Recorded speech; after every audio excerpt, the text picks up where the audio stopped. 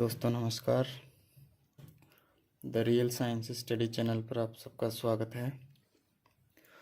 हमने रीट की श्रृंखला में पिछले जो टॉपिक हैं वो डाल दिए हैं। जिसने भी वीडियो नहीं देखे हैं वो वीडियो देख सकते हैं आराम से, रिवीजन के तौर पर आराम से देख सकते हैं, कोई दिक्कत नहीं है। वीडियो को स्पीड बढ़ा के और नोट सामने रख के और स्पीड से आप आराम से अपना रिवीजन कर सकते हैं। कुछ भी मैंने छोड़ा नहीं है, इसमें सारा आपका रिवीजन के लिए पूरा टॉपिक इसमें इंक्लूड है। आइए हम चालू करते हैं आगे। नेक्स्ट अपना टॉपिक तत्व, यौगिक और मिश्रण, एलिमेंट, कंपाउंड एंड मिक्सचर। हम सबसे पहले पदार्थ को दो भागों में बांट देते हैं, एक भौतिक वर्गीकरण और एक रासायनिक वर्गीकरण। भौतिक वर्गीकरण क्या है? भौतिक वर्गीकरण जिसमें हम पदार्थ को उस रूप में देख सकते हैं, जैसे कि पदार्थ ठोस है कि द्रव है कि गैस है। इस रूप में पदार्थ तीन प्रकार से हो गए जिसे हम देख सकते हैं। और रासायनिक वर्गीकरण क्या हो गया कि रासायनिक वर्गीकरण में वो उनको इस तरह से हम बांटेंगे कि जैसे कुछ तत्व हो गए, कुछ उनमें यौगिक हो गए और कुछ मिश्रण हो गए। आगे हम चल के यौगिकों को भी दो भागों में बांटेंगे, कार्बनिक यौगिक और रासायनिक यौगिक। कार्बन से मिलके जो यौगिक बनते हैं, कार्बन, हाइड्रोजन, ऑक्सीजन से, वो कार्बनिक यौगिक होते हैं। और रासायनिक यौगिक होते हैं जिनमें कार्बन के अलावा जो भी यौगिक बनेंगे उनको रासायनिक यौगिक कहते हैं।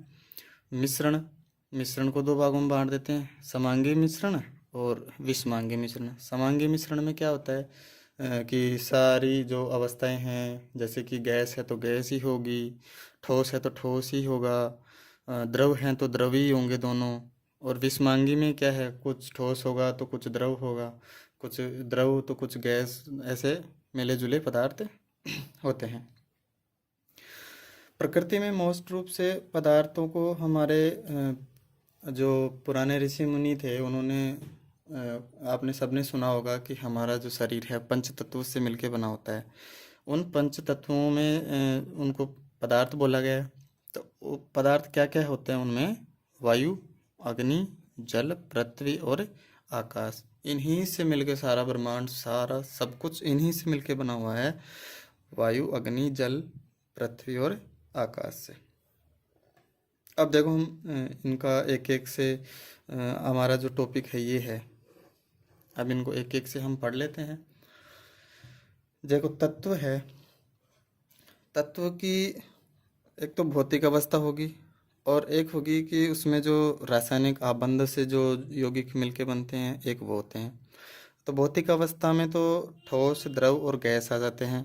और जो रासायनिक आबंधों से बने हुए यौगिक हैं उनमें आ जाते हैं धातु, अधातु और उपधातु। तत्व शब्द का सर्वप्रथम प्रयोग रॉबर्ट बॉयल ने 1661 में किया। याद रखने वाली चीज़ है। पदार्थ का ऐसा घटक या ऐसा भाग जिसे हम और विभाजित नहीं कर सकते हैं तत्व कहलाता है। अर्थात जो रासायनिक अभिक्रिया में भाग लेता है, ऐसा घटक जिसे हम और विभाजित नहीं कर सकते, उसे हम तत्व कहते हैं। अब तक कुल 118 तत्व खोजे जा चुके हैं। आवर्त सारणी में 118 तत्व होते हैं और जो वर्तमान की आवर्त सारणी है वो मोजले ने दी है, उसे आधुनिक आवर्त सारणी कहते हैं। उसमें 118 तत्व लिखे गए हैं जिनमें 18 तो वर्ग हैं और 7 आवर्त हैं। ठीक है, 18 वर्ग हैं और 7 आवर्त हैं। आगे हम और चर्चा कर लेंगे। तत्व शुद्ध पदार्थ होता है। जैसे तत्व है, जैसे हाइड्रोजन हो गया, ये तत्व है, ये बिल्कुल शुद्ध होगा, इसमें किसी तरह की कोई मिलावट नहीं है।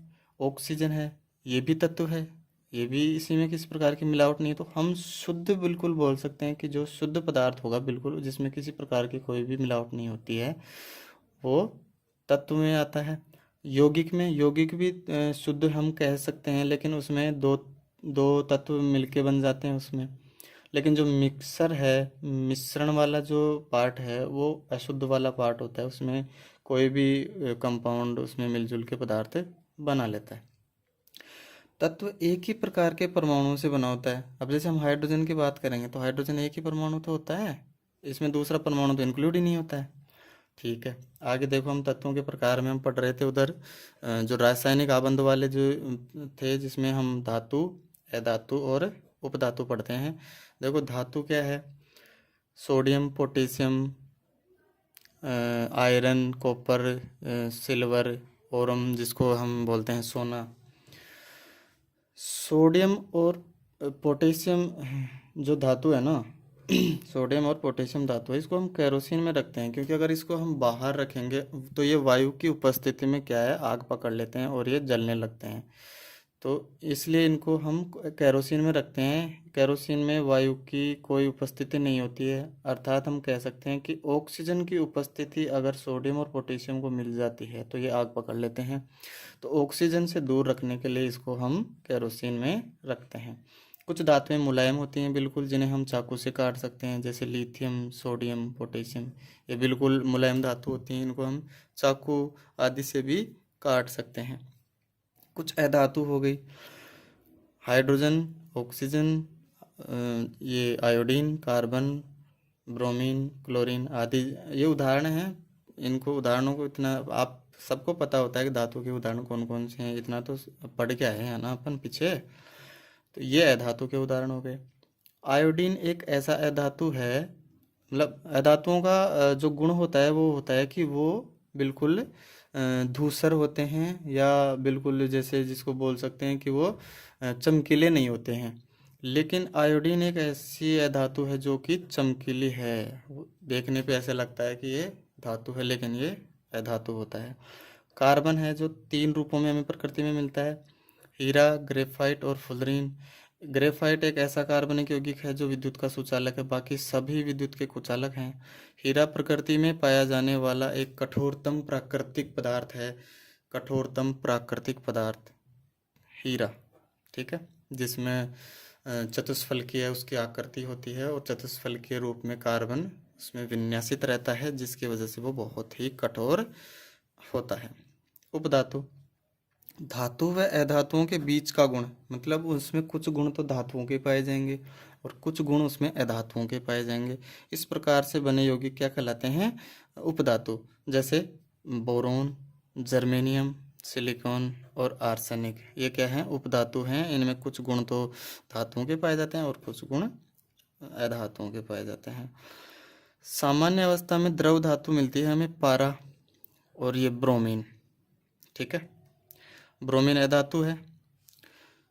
लेकिन जो कमरे के ताप पर, सामान्य ताप पर हमें जो द्रव अवस्था में मिलने वाले यौगिक हैं वो हैं पारा, ये तो धातु है, और ये ब्रोमीन है वो क्या है, ये तो धातु है और ये अधातु है, ठीक है। कमरे के ताप पर क्या है, ये द्रव अवस्था में मिलेंगे हमने। कमरे के ताप से कुछ ऊपर के ताप पर, जैसे कमरे का तापमान नॉर्मली हम मानते हैं 25 डिग्री सेंटीग्रेड, लेकिन इससे कुछ ऊपर के ताप पर हम जो द्रव अवस्था में जो हमें पदार्थ मिलते हैं, जो धातु मिलती है, वो एक तो गैलियम हो गई, ये गैलियम क्या है, धातु ही है ना, और सीजियम, सीजियम भी धातु है। तो इस प्रकार से ये दोनों क्या है, हमें कमरे से कुछ अधिक तापमान पर द्रव अवस्था में मिलते हैं, जिसे हम हथेली में भी आराम से इनको रख सकते हैं, ठीक है। आगे हम देखो बात करेंगे, डाल्टन द्वारा कुछ तत्वों के प्रतीक दिए गए थे। ये प्रतीक ऐसे कैसे ध्यान में रखना, सीधा ऑप्शन के अंदर ऐसे कैसे 4 प्रतीक दे देंगे और उसमें से कुछ भी पूछ लेंगे कि निम्न में से है या नहीं है, ठीक है। ये जो सर्किल बना हुआ है इसके अंदर एक बिंदु बना हुआ है, ये हाइड्रोजन का है, ठीक है। ये मर्सिडीज जैसा कुछ है, ये फॉस्फोरस है, ये प्लस की तरह है, ये सल्फर है, ये ऑक्सीजन तो समझ ही जाओगे सीधा सीधा। ये एस जिसमें लिखा हुआ है सिल्वर, सिल्वर का ध्यान रख लेना, इसमें से जैसे सिल्वर एस से चालू होता है, तो ये जो एजी जिसको हम सिल्वर कहते हैं प्रतीक, ये आई लिखा हुआ है, ये आयरन वाला कुछ याद रख लेना, ठीक है। 2 जगह कंफ्यूज नहीं होना है। ये जो सी लिखा हुआ है ये कॉपर है, और ये जो सी लिखा हुआ है बिल्कुल जो गहरा, हमें पता है कार्बन क्या होता है, बिल्कुल काला होता है, तो इससे याद रख लेना कि कार्बन जो बिल्कुल काला होगा वो कार्बन का निशान है, और जो सी लिखा हुआ है वो ये कॉपर का है। ठीक है, ये जो सर्कल के अंदर ये छोटे छोटे डंडे बने हुए हैं ये तो सोना है, और जो ये सर्कल के अंदर ये टिमकी टिमकी सी बनी हुई है बिंदु बिल्कुल छोटे छोटे, ये पारे का सिंबल है। आईयूपीएसी, आईयूपीएसी का पूरा नाम है international union of pure and applied chemistry. इसको अंग्रेजी में याद रखोगे तो बहुत सही है, हिंदी में याद रखने की कोई ज़रूरत नहीं है। अंतर्राष्ट्रीय संगठन ऐसे कुछ है, इसको इंग्लिश में ही याद रखना आप लोग, क्योंकि हिंदी में कई बार कन्फ्यूज़न हो जाता है। तो इस आईयूपीएसी ने क्या है, जो बर्जिलियस ने जो तत्वों के प्रतीक दिए थे, बर्जिलियस ने जो तत्वों के प्रतीक दिए थे उसे आईयूपीएसी, जो केमिस्ट्री की सबसे बड़ी ब्रांच होती है रसायन शास्त्र की, तो बर्जिलियस ने जो तत्वों के प्रतीक दिए थे उन्हें आईयूपीएसी ने स्वीकार किया था। उन्होंने क्या प्रतीक दिए, जैसे हाइड्रोजन के लिए एच दिया, हीलियम के लिए एच ई दिया, लिथियम के लिए एल आई, ऐसे हम पूरे तत्व 118 पढ़ते हैं। उन तत्वों को बर्जिलियस ने ही इनको प्रतीकों को निर्मित किया था, जिसे रसायन शास्त्र ने उन्हें अपनाया था। अब बाकी तो आप सब लोग याद कर लोगे, कोई दिक्कत नहीं है, लेकिन जो कुछ लैटिन नाम है ना इन्हें ज़रूर देख लेना। जैसे सोडियम है, सोडियम का लैटिन नाम क्या है, नेट्रियम, यहाँ से ये Na का प्रतीक लिया गया है। देखो सोडियम, यहाँ से ये Na का प्रतीक लिया गया है। सिल्वर है Ag, इसको अर्जेंटिनम बोलते हैं, तो यहाँ से A और यहाँ से G लिया गया है, तो इससे ये प्रतीक बना है। सोने का प्रतीक Au है, जिसे ओरम कहते हैं, ये ओरम Au यहाँ से लिया गया है। ठीक है, ये लैटिन नाम से लिए गए हैं ये प्रतीक। कॉपर है, इसको क्यूप्रम, क्यूप्रम से लिया गया है, Cu यहाँ से।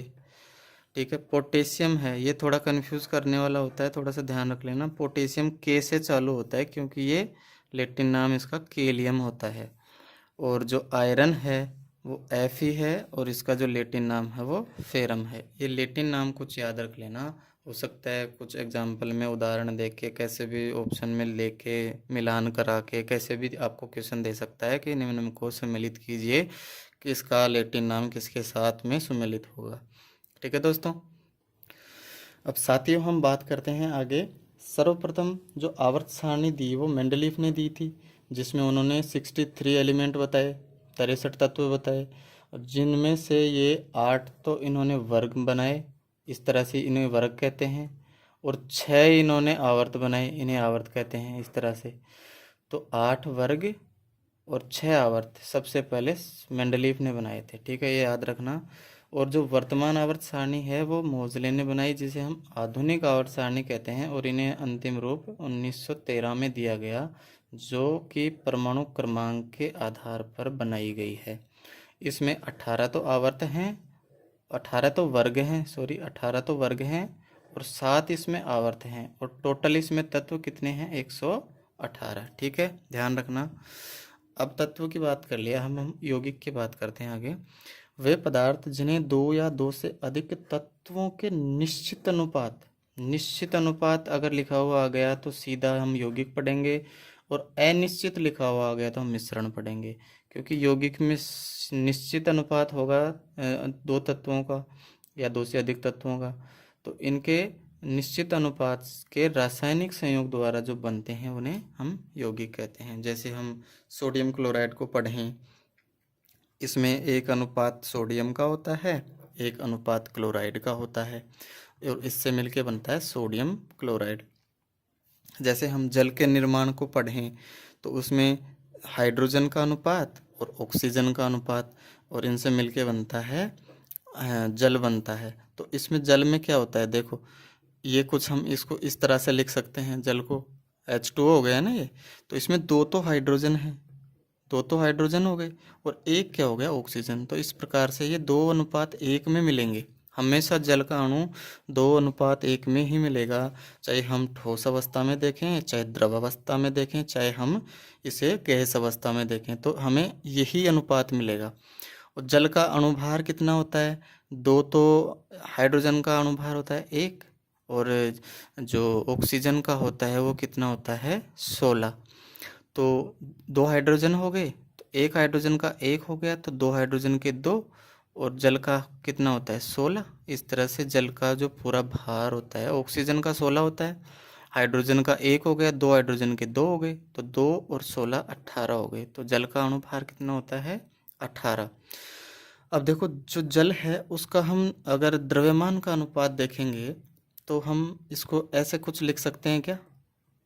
ऐसे लिख सकते हैं ना, 2:16 लिख सकते हैं, क्योंकि 2 हाइड्रोजन हैं और इसमें एक ऑक्सीजन हो गया, तो ऑक्सीजन का अणुभार तो 16 हो गया, हाइड्रोजन के 2 अणु हैं तो 2। इस तरह अगर हम सरल रूप में लिखेंगे तो 1:8 लिख सकते हैं ना, 2 से कट जाएंगे। तो इस तरह से इनके अणुभारों का अनुपात क्या होता है 1:8, ये भी ध्यान रखना। ऐसे हम CO2 की बात कर लेते हैं। CO2 में कार्बन का कितना होता है 12, और वो एक ऑक्सीजन का 16 होता है, 2 ऑक्सीजन का कितना हो गया 32। अगर हम इसके 4 से हम काटेंगे तो 3 बार, और ये हो जाएगा 4 8 32। तो ये 3:8 में हम इसको लिख सकते हैं। और कार्बन का कुल अणुभार कितना होता है कार्बन डाइऑक्साइड का 44। ठीक है, ध्यान रखना। ये थोड़ी सी समझने की चीज़ें हैं, थोड़ा सा दिमाग लगाना दोस्तों। देखो तत्व और यौगिक का इतना ही है, ज़्यादा किचपिच हम करेंगे नहीं, थोड़ा ऊपर से लेके चलते हैं, इतना ही हमें पूछा जाएगा। अब हम जो इसका जो मुख्य पार्ट होता है, इस जहाँ से क्वेश्चन बनते हैं, वो होता है इसका मिश्रण वाला पार्ट, जहाँ से क्वेश्चन बनने की संभावना अधिक है। देखो मिश्रण की परिभाषा, वे पदार्थ जो 2 या 2 से अधिक तत्व या यौगिक के अनिश्चित अनुपात आते ही हम मिश्रण पढ़ते हैं, मिलकर बने होते हैं, उन्हें हम मिश्रण कहते हैं। 2 या 2 से अधिक तत्व या यौगिक जिनका अनिश्चित अनुपात होगा, उससे मिलके बने होंगे, उन्हें हम मिश्रण कहते हैं। मिश्रण को हम 3 रूप में पढ़ सकते हैं, विलयन, कोलाइड और निलंबन। निलंबन को एक तरह से हम कह सकते हैं कि जैसे कि पेंदे में बैठा हुआ ठोस पदार्थ, निलंबन को हम यही पढ़ेंगे। निलंबन का मतलब हो गया कि अवक्षेप के रूप में जो पदार्थ होता है वो निलंबन होगा। देखो अब हम इनके कुछ प्रॉपर्टीज़ पढ़ लेते हैं, कुछ इनके हम गुण पढ़ लेते हैं कि जैसे विलयन का जो कण है वो क्या है, कोलोइड का जो कण है वो कितना होता है। इनके कुछ हम और भी जो प्रॉपर्टीज़ पढ़ लेते हैं, जैसे दृश्यता, प्रकाश पर का इन पर क्या प्रभाव पड़ता है, इनकी प्रकृति कैसी होती है। तो हम सबसे पहले देखो इसका जो कण है वो, उसके कण की साइज पढ़ेंगे, तो ये तो 1 नैनोमीटर से भी कम हो गया। ठीक है, और सबसे इसे हम नंगी आंखों से देख सकते हैं। नंगी आंखों का मतलब हो गया क्या, सामान्य आंखों से, किसी प्रकार के कोई लेंस की ज़रूरत नहीं है। मतलब ये 1000 माइक्रोमीटर हो गया, माइक्रोमीटर। ठीक है, ये हो गया 1 से लेके 1000 के बीच में कोलोइड वाला। और जो विलियन वाला है ये सबसे छोटा होता है। इन्हें हम स्कोप या माइक्रोस्कोप के द्वारा हम इनको नहीं देख सकते। दृश्यता में देख लीजिए, माइक्रोस्कोप से हम नहीं देख सकते क्योंकि ये बहुत छोटे छोटे कण होते हैं। जैसे CuSO4 और H2O का अपन घोल देखेंगे तो हम इन्हें माइक्रोस्कोप से अलग अलग नहीं देख सकते कि कौन सा तो CuSO4 है और कौन सा H2SO4 है। ठीक है, कोलोइड को हम इलेक्ट्रॉन माइक्रोस्कोप से तो देख सकते हैं, लेकिन सामान्य माइक्रोस्कोप से इसको भी नहीं देख सकते। इलेक्ट्रॉन माइक्रोस्कोप से तो हम देखेंगे कि अलग अलग कण दिख जाएंगे, जैसे दूध है, क्रीम है, जैसे हमारा ब्लड है, ये कोलोइड विलियन है। तो इन्हें हम इलेक्ट्रॉन माइक्रोस्कोप से तो देख सकते हैं, लेकिन साधारण माइक्रोस्कोप से नहीं देख सकते। और जो निलंबन है, अभी हमने बात की कि इन्हें हम नॉर्मल आंखों से देख सकते हैं, जैसे चौक, मिट्टी और पानी का जो विलयन है, हम देखते हैं कि बाद में मिट्टी पानी के नीचे जम जाती है। प्रकाश का क्या प्रभाव पड़ता है, प्रकाश को नहीं फैलाते हैं। अब इन्हें हम अलग अलग कणों के रूप में तो देख ही नहीं पाएंगे, तो जो प्रकाश होगा वो सीधा क्या है, यहाँ से सीधा निकल जाएगा, तो इसको ये प्रकाश फैलेगा नहीं यहाँ पे, है ना। भाई कणों से जब टकराएगा तभी तो प्रकाश फैलता है ना। परावर्तन हमने पढ़ा है कि एक सतह से दूसरी सतह जब प्रकाश को परावर्तित करती है तो जब उसको सतह मिलेगी, जब परावर्तित होगा ना, तो ये कण इतने छोटे होते हैं कि प्रकाश परावर्तित ही नहीं हो पाता है, इसलिए प्रकाश फैलता ही नहीं है, सीधा निकल जाता है। कोलॉइड का क्या है, ये प्रकाश को फैलाते हैं, मतलब ये प्रकाश को फैलाएंगे, क्योंकि ये छोटे छोटे कण होंगे, कणों पर प्रकाश आएगा तो ये कण प्रकाश को परावर्तित करेंगे, इससे प्रकाश फैलेगा। और ये भी प्रकाश को फैलाएंगे, क्योंकि ये मोटे कण होते हैं, ये तो और भी ज़्यादा फैलाएंगे। अब इनकी प्रकृति क्या है, देखो, समांगी, विषमांगी और विषमांगी। समांगी क्या है, इनमें जैसे एक ही अवस्था में मिलेंगे, जैसे कि द्रव है तो द्रव में मिलेंगे, गैस है तो गैस में मिलेंगे, ठोस है तो ठोस में मिलेंगे, ठीक है। तो इन्हें हम अलग अलग नहीं मिलाते हैं, एक जैसे जैसे द्रव होंगे तो सारे द्रव ही होंगे, वो समांगी मिश्रण होगा। जिसमें सारे ठोस होंगे तो वो ठोस वाला समांगी मिश्रण हो गया, जिसमें सारे गैस ही गैस होंगे तो वो समांगी गैस वाला मिश्रण हो गया। विषमांगी क्या होता है, इसमें ठोस भी होगा और द्रव भी होगा, द्रव के साथ गैस भी होगा, मतलब मिले जुले होंगे, या तो ठोस ठोस होगा, ठोस में द्रव होगा, द्रव में गैस होगा। इस प्रकार से हम आगे और पढ़ेंगे इनको ढंग से देखना।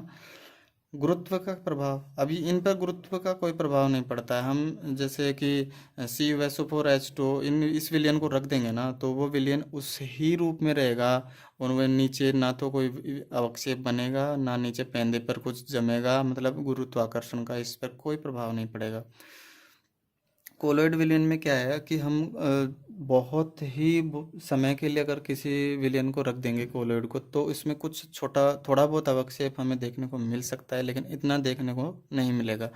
लेकिन हम सर्वाधिक जो गुरुत्व का प्रभाव है हम निलंबन वाले यौगिक में देखते हैं, क्योंकि जैसे हम पानी और मिट्टी को मिला के अगर उसको थोड़ी देर के लिए हम छोड़ देते हैं तो मिट्टी पेंदे में जम जाती है, तो ये क्या है, गुरुत्वाकर्षण के कारण वो मिट्टी क्या है, पेंदे में जम जाती है। तो इसलिए इन पे विलयन पर गुरुत्वाकर्षण का प्रभाव नहीं पड़ता है, इस पर भी कोलॉइड पर कम पड़ता है, और सबसे सर्वाधिक प्रभाव पड़ता है निलंबन पर। टिंडल प्रभाव, ये टिंडल प्रभाव नहीं दर्शाते, ये टिंडल प्रभाव दर्शाते हैं, और ये भी नहीं दर्शाते। मतलब जो प्रकाश है वो प्रकाश अलग अलग रंगों में विभक्त होता है कि नहीं होता है, इस प्रकार की चीज़ सिर्फ हमें कोलॉइड विलयन में देखने को मिलती है, ना तो हमें निलंबन में देखने को मिलती है और ना ही विलयन में देखने को मिलती है। पृथक्करण, छानने से ये विलयन, हमें पता है कि इतने छोटे छोटे कण होते हैं कि ये छनते ही नहीं है, तो ये छानने से अलग नहीं होंगे। ये हम अपकेंद्रीय विधि, जैसे हम देखते हैं कि जो मशीन है उसको हम दही को हम बिलोते हैं तो उसमें से हम मक्खन निकाल लेते हैं, तो ये जो बिलौने वाली जो प्रक्रिया है ना, इसको अपकेंद्रीय विधि कहते हैं, ठीक है। तो हम अपकेंद्रीय विधि द्वारा इसे हम अलग अलग कर सकते हैं।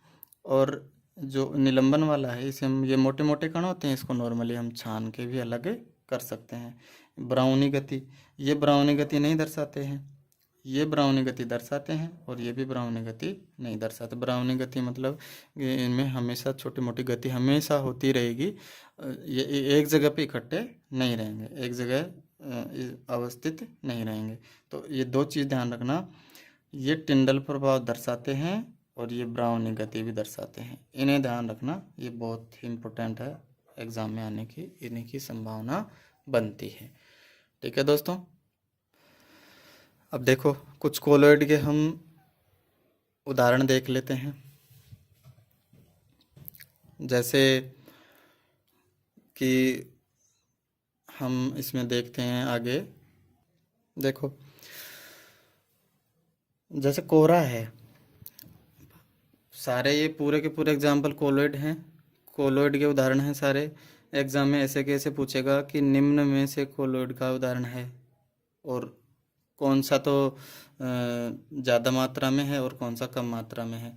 तो ज़्यादा मात्रा में है उसे तो हम कहते हैं परिक्षेपण माध्यम, ठीक है, और जो कम मात्रा में है उसे कहते हैं परिक्षिप्त प्रावस्था। सीधा सीधा देखेंगे, कोहरा, बादल या धुआं, एरोसोल जिसे कहते हैं, गैस और द्रव का कोलॉइड है। धुआं और धूल, गैस और ठोस का कोलॉइड है एरोसोल। सीधा ऐसे कैसे याद करना इनको, इसमें कुछ भी दिमाग नहीं लगाना। शेविंग क्रीम है फोम, द्रव और गैस का कोलॉइड विलयन है। दूध और फेस जो क्रीम है वो इमल्सन पायस है, ये ध्यान रखना, इम्पोर्टेंट आपको बता रहा हूँ। द्रव और द्रव का है ये कोलोइड।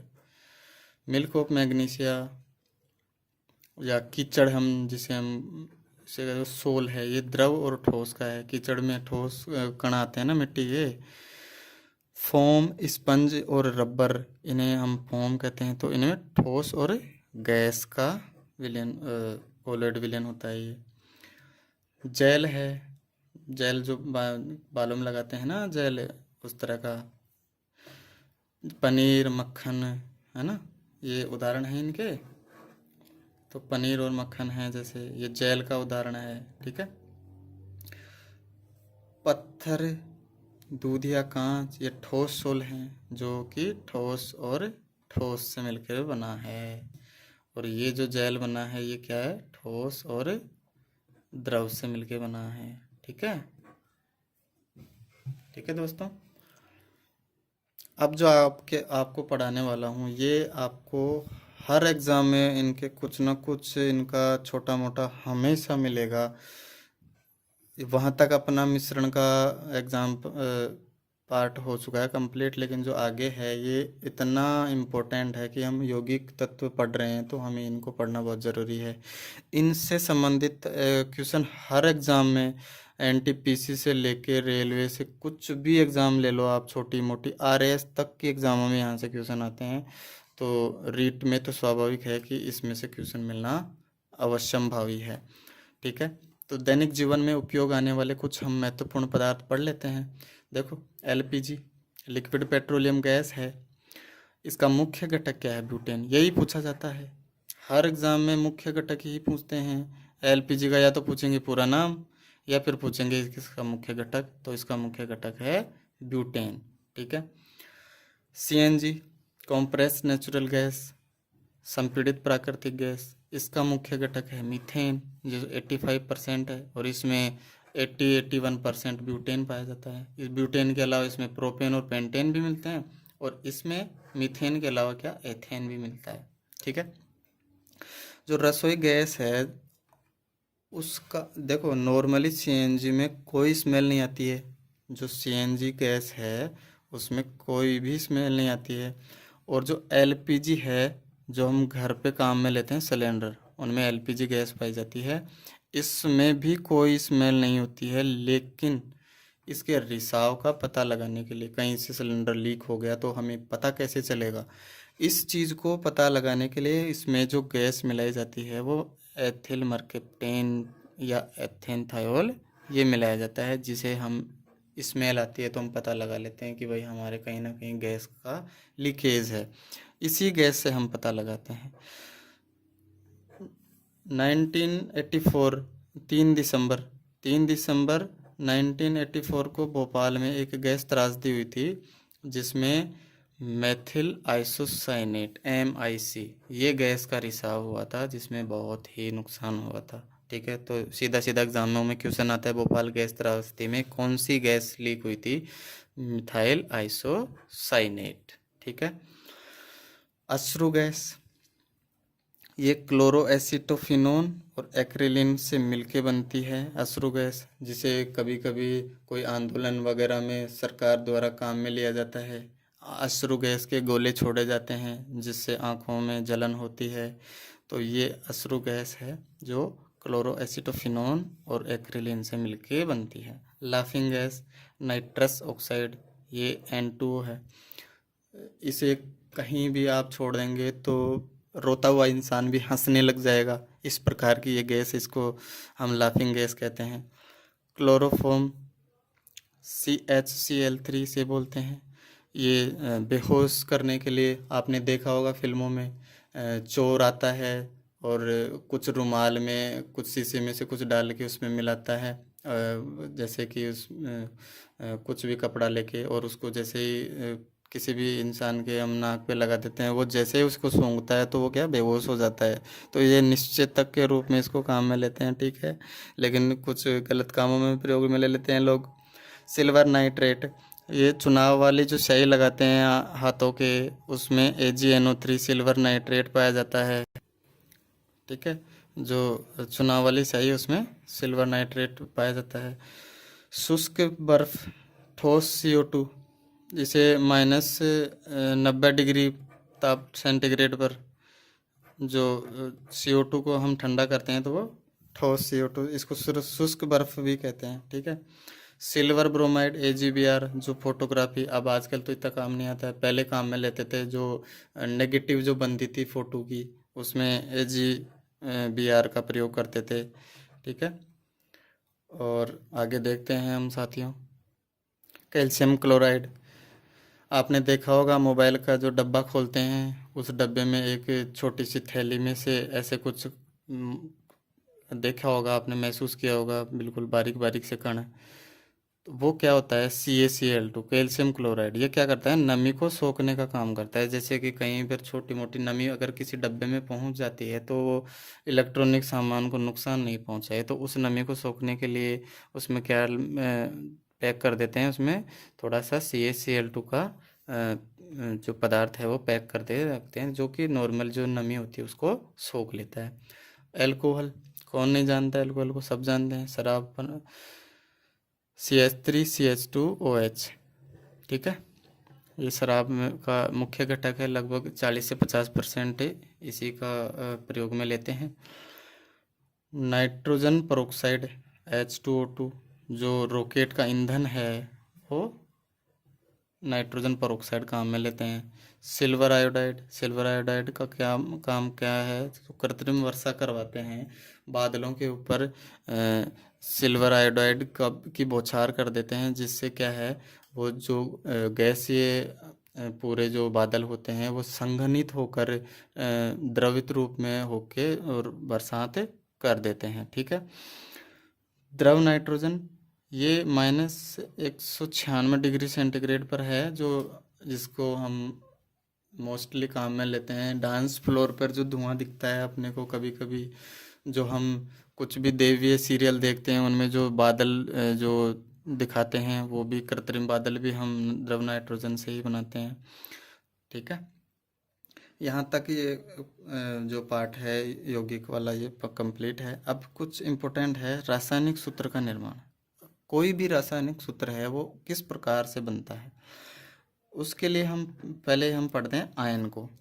किसी भी तत्व से इलेक्ट्रॉन बाहर निकलता है या वो तत्व इलेक्ट्रॉन ग्रहण करता है, तो या तो तत्व से इलेक्ट्रॉन निकलेगा या तत्व इलेक्ट्रॉन ग्रहण करेगा। तो निकलने और ग्रहण करने के बाद जो स्पीसीज बचती है ना, वो आयन कहलाती है। जैसे सोडियम की बात करें, सोडियम धातु है, धातुएं इलेक्ट्रॉन त्यागने का काम करती हैं। तो इलेक्ट्रॉन त्याग देगा तो उस पर धनावेश आएगा, तो ये वो धनायन बन जाएगी। ठीक है। त्यागने पर धनायन बनता है। धातु में इलेक्ट्रॉन त्यागती हैं। भाई जिसके पास पैसे होंगे वही तो पैसे दान करेगा, और जो पैसे दान करेगा तो अगले का कर्जा उस पर चढ़ेगा ना, तो देने वाला तो प्लस में ही रहेगा ना। भाई प्लस में है तभी तो दे रहा है वो, तो देने वाला प्लस और लेने वाला माइनस, ऋणी। भाई देने वाला धन और धनी और लेने वाला ऋणी, तो धनी मतलब प्लस और ऋणी मतलब माइनस। तो जिस पे इलेक्ट्रॉन आ रहा है ग्रहण कर रहा है वो ऋणायन, और जो इलेक्ट्रॉन दे रहा है वो धनायन। एक इलेक्ट्रॉन त्यागने पर एक धनावेश, दो इलेक्ट्रॉन त्यागने पर दो धनावेश, तीन इलेक्ट्रॉन त्यागने पर तीन, चार त्यागने पर चार, एक इलेक्ट्रॉन ग्रहण करने पर एक ऋणावेश, दो इलेक्ट्रॉन ग्रहण करने पर दो ऋणावेश, तीन इलेक्ट्रॉन ग्रहण करने पर तीन ऋणावेश। और आगे हम देखते हैं कि जब धनावेश और ऋणावेश आपस में मिलते हैं तो यौगिक क्या हो जाता है, उदासीन हो जाता है। ठीक है दोस्तों। अब इसी तर्ज पर हम रासायनिक सूत्र के निर्माण को हम पढ़ते हैं। देखो कैसे पढ़ते हैं। धनायन है, धनायन जैसे एक इलेक्ट्रॉन त्यागने वाले हो गए तत्व। कुछ तत्व दो इलेक्ट्रॉन भी त्यागते हैं, कुछ तीन भी त्यागते हैं, कुछ चार भी त्यागते हैं। ठीक है। तो जितने इलेक्ट्रॉन त्यागेगा उतना ही उस पर धनावेश आ जाएगा। तो एक इलेक्ट्रॉन त्यागने वाली स्पीसीज देख लो, सोडियम, पोटेशियम, सीजियम, ये अमोनियम आयन हो गया, ये क्यूप्रस। देखो कॉपर पर एक प्लस आता है तो क्यूप्रस बनता है, और कॉपर पर दो प्लस आता है तो क्यूप्रिक बनता है। ठीक है, क्यूप्रिक। जैसे फेरस पे 2 प्लस आता है तो फेरस, और 3 प्लस आता है तो फेरिक। ठीक है, ध्यान रखना। 2 आले जिस पे 2 धनावेश, magnesium, calcium, strontium, ferrous, cupric. ठीक है, इसी तरह से ये एल्यूमिनियम हो गया, ये फेरिक हो गया। तो जो 3 धनावेश वाले हैं उन पर 3, 2 इलेक्ट्रॉन त्यागने वाले 2, 1 इलेक्ट्रॉन त्यागने वाली स्पीसीज 1 धनावेश। ऋणायन इसी तरह से जैसे हम बात कर रहे थे कि 2 धनावेश 2 इलेक्ट्रॉन त्यागेगा, 3 धनावेश वाला 3, इसी तरह से 1 इलेक्ट्रॉन लेने वाली जो स्पीसीज है उस पर 1 ऋणावेश, जो 2 इलेक्ट्रॉन ग्रहण कर सकती है उस पर 2, और जो यौगिक 3 इलेक्ट्रॉन ग्रहण कर सकते हैं उस पर 3 ऋणावेश। ठीक है, ऐसे कुछ हम पढ़ लेते हैं, जैसे क्लोरीन पर 1 माइनस, फ्लोरीन पर 1 माइनस, आयोडीन पर, ब्रोमीन पर, सुपर ऑक्साइड 2 ऑक्सीजन हो गए तो इन पर 1 ही माइनस आता है। ये थोड़े से ध्यान रखना। ये उदाहरण एग्जामों में यही ही पूछेगा, एग्जामों में यही उदाहरण पूछेगा, यही जो हमें जिनमें कन्फ्यूज़न होता है इन्हें ध्यान से रख लेना। NO2 minus nitrite, NO2 minus nitrite, 3 minus nitrate, और CO3 का HCO3 तो बनता है बाइकार्बोनेट। हमने पिछले वीडियो में पढ़ा था, आपको पता है, जहाँ पे H आता है उसे तो हम पढ़ते हैं बाई, और जहाँ पे O आ जाता है उसको हम पढ़ते हैं हाइपो। ठीक है, तो इस तरह से यहाँ पे हम पढ़ेंगे बाइकार्बोनेट। बाइकार्बोनेट पर 1 ऋणावेश, और कार्बोनेट सिर्फ कार्बोनेट लिखा हुआ आएगा तो 2 ऋणावेश। ठीक है, कार्बाइड लिखा हुआ तो C-2। ये थोड़ा सा ध्यान रखना। फोस्फाइड, फोस्फाइड में क्या होता है -3, और ये फॉस्फेट है, इस पर PO4 -3। ठीक है, इस पे थोड़ा कंफ्यूज होने की ज़रूरत नहीं है, इसमें O भी आता है, इसमें O नहीं आता है। ये नाइट्राइड, ठीक है, ये इन पे ध्यान देना, ये इम्पोर्टेंट है नाइट्राइड। देखो हम बात करें कैल्शियम क्लोराइड, कैल्शियम पे 2 हमने पढ़े थे, 2 धनावेश होते हैं, और क्लोरीन पर 1 ऋणावेश होता है। तो इनका रासायनिक हम सूत्र बनाते हैं तो इसकी संयोजकता तो इसके चरणों में लिखते हैं, और जो इसके ऊपर जो धनावेश है वो इसके चरणों में लिखते हैं। तो देखो कैल्शियम पर 2 है धनावेश तो इसको तो हम यहाँ पर लिख दिए, और क्लोरीन पर -1 है, इसको हम यहाँ पर लिख दिए। एक को लिखो तो सही है, नहीं लिखो तो भी सही है, तो हम ज़्यादातर एक को लिखते नहीं हैं। ठीक है, तो जहाँ पे कुछ लिखा हुआ नहीं इसका मतलब क्या मानोगे, उसको 1 मानोगे। तो इसका धनावेश तो इसके चरणों में और इसका ऋणावेश इसके चरणों में, तो सूत्र बनता है क्या, CaCl2। भाई इसके 2 आवेश तो इधर आ गए और इसका -1 इधर, -1 को हम लिखते नहीं हैं। अब आगे देखो, Ca+2 और PO4 -3, हमने पढ़ा PO4 पर -3 होता है फॉस्फेट, तो हम इसको पढ़ते हैं कैल्शियम फॉस्फेट। कैल्शियम फॉस्फेट, ये रीट की जो पात्रता परीक्षा हुई थी 2022 की 23-24 जुलाई को, उसमें आया था कि इसका सूत्र बनाइए, कैल्शियम फॉस्फेट का अणुसूत्र क्या है। तो हम किस प्रकार से बनाएंगे, ऐसे बनाएंगे। ठीक है, कैल्शियम फास्फाइड, फास्फाइड हमने पढ़ा P-3 है, तो कैल्शियम पे +3 और फास्फाइड पे -3। अब देखो इधर हमने थोड़ा सा यहाँ पे देखो एक बार, अगर एक से अधिक यौगिक वाली स्पीसीज है ना, एक से अधिक यौगिक वाली स्पीसीज है तो उसे हम कोष्टक में बंद करके लिखेंगे, जहाँ से यहाँ पे लिखे हमने। और अगर एक ही तत्व है तो हम सीधा लिखेंगे, और अगर एक से ज़्यादा है ना यौगिक तो हम उन्हें कोष्टक में बंद करके फिर उसके बाहर लिखेंगे। ठीक है, ये थोड़ा सा ध्यान रखना। जैसे यहाँ पर है, इसकी तो इसके चरणों में और ये वाली इसके चरणों में, तो ये CH3 बन गया और ये P2 बन गया। ठीक है, एल्यूमिनियम नाइट्राइड है। ठीक है, अब देखो यहाँ पर जब तक ये कट सकते हैं आपस में, अगर दोनों बराबर हो जाएंगे ना, जैसे इस पे +2 आ गया तो इस पे -2 आ गए, तो इनको काट पीट के बिल्कुल बराबर कर लेंगे। जैसे इस पे +3 है, इस पे -3 है, ये तो ये कट जाएंगे, एक एक बचेगा, एक एक को लिखते नहीं है तो AlN बन जाएगा, एल्यूमिनियम नाइट्राइड। जैसे अमोनियम कार्बोनेट की बात करें, अमोनियम पर +1 है और कार्बोनेट पर -2 है। हमने पढ़ा, देखो कार्बोनेट पर -2 है, तो इसकी संयोजकता तो इसके पास अभी एक से अधिक यौगिक हो गए तो कोष्टक में बंद करके लिखेंगे, तो NH4 ये कोष्टक में बंद कर दिया, और जो इसकी +1 है इसको हम लिखेंगे CO3। अब इसमें कोष्टक लगाओ, तो अब एक को हम लिखते भी नहीं है तो हम सीधा लिखेंगे क्या, NH4, इसको कोष्टक में बंद करेंगे, इसकी संयोजकता इसके बाहर लिखेंगे और CO3, तो ये क्या बन गया, अमोनियम कार्बोनेट। ठीक है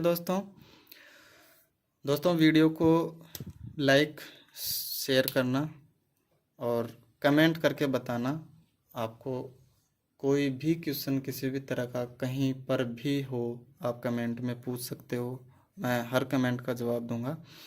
और आप लोगों को पहली बार बोल रहा हूँ कि चैनल को सब्सक्राइब करना और वीडियो को लाइक करना और शेयर करना। Thank you.